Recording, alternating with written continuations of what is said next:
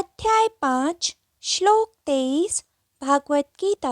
शक्नोत इहैव यः षोडं प्राक् शरीर विमोक्षणात् काम क्रोधो भवं वेगं स युक्तः स सुखी नरः। अनुवाद।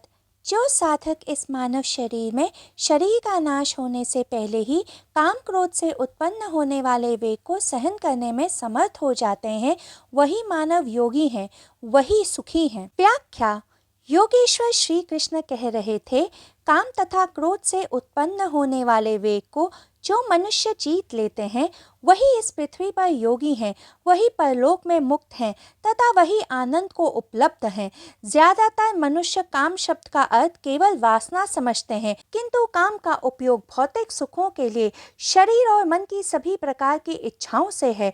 जब मन को मनवांछित वस्तु प्राप्त नहीं होती है, तो वह क्रोध में परिवर्तित हो जाती है। क्रोध काम का ही रुका हुआ स्वरूप है। मनुष्य कुछ पाना चाहता था, नहीं पा सका, तो जिसने उसका रास्ता रोका, उस पर काम की वासना क्रोधाग्नि बनकर टूट पड़ती है। तो योगेश्वर श्री कृष्ण कह रहे थे कि काम तथा क्रोध दोनों वेगों के अति हैं। जो इन दोनों ही वेगों से अनासक्त हो जाते हैं, वही पार हो जाते हैं तथा वही सुख को उपलब्ध हो जाते हैं। तो जब श्री कृष्ण कहते हैं काम और क्रोध से मुक्त हो जाते हैं, तो उसका अर्थ यह है कि जब भी काम वासना उठे तो आंख बंद करके दूसरे को भूल जाओ और अपने भीतर झांको कि वो ऊर्जा कहाँ से उठ रही है।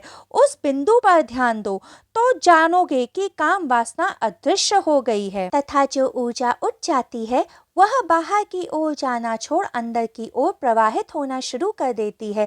इस शक्ति के भीतर बहने को ही कुंडलिनी कहते हैं। अब आप सब यह सोच रहे होंगे कि यदि इस श्लोक में कुंडलिनी ऊर्जा को प्रवाहित करने की ध्यान तकनीक बताई जा रही है, तो फिर योगेश्वर श्री कृष्ण ने इस श्लोक में इसके बारे में स्पष्टता से क्यों नहीं कहा। इसका कारण बड़ा सरल है। श्री कृष्ण तथा अर्जुन द्वापर युग में थे। इस युग में कलयुग की तरह केवल 4 आश्रमों ब्रह्मचर्य, गृहस्थ, वानप्रस्थ तथा संन्यास के बारे में पढ़ते नहीं थे। वे अपने जीवन में इसका अनुसरण भी करते थे, तो सभी ब्रह्मचर्य आश्रम से होकर ही आगे बढ़ते थे। ब्रह्मचर्य आश्रम के दौरान शिष्य गुरु से इस कुंडलिनी ध्यान तकनीक के बारे में प्रशिक्षण ग्रहण करते थे। तभी योगेश्वर श्री कृष्ण कह रहे थे कि काम तथा क्रोध से मुक्त हुआ जा सकता है। जब तक मनुष्य अपने भीतर आनंद के स्रोत को नहीं ढूंढ पाते हैं, तब तक वह दूसरों से सुख पाने पर निर्भर रहते हैं। किंतु आश्चर्य की बात यह है कि जिसके पास हम सुख पाने जाते हैं, वह भी हमारे पास इसी उद्देश्य से आते हैं।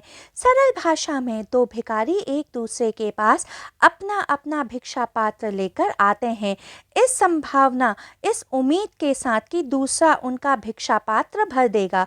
इस भौतिक संसार में सभी मनुष्य एक दूसरे को धोखा दे रहे हैं कि सुख लिया तथा दिया जा सकता है। तो जो साधक ये समझ जाते हैं तथा जिनकी ऊर्जा बाहर की ओर नहीं भीतर की ओर प्रवाहित होने लगती है, वे इस पृथ्वी पर आनंद तथा परलोक में मोक्ष को प्राप्त कर लेते हैं।